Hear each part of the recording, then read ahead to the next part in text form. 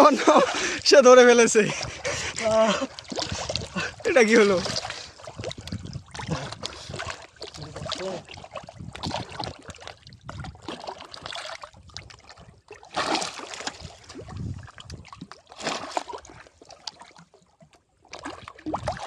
সে কি আসলে মাছটা ধরেছিল? আমি তো অবাক হয়ে গেলাম।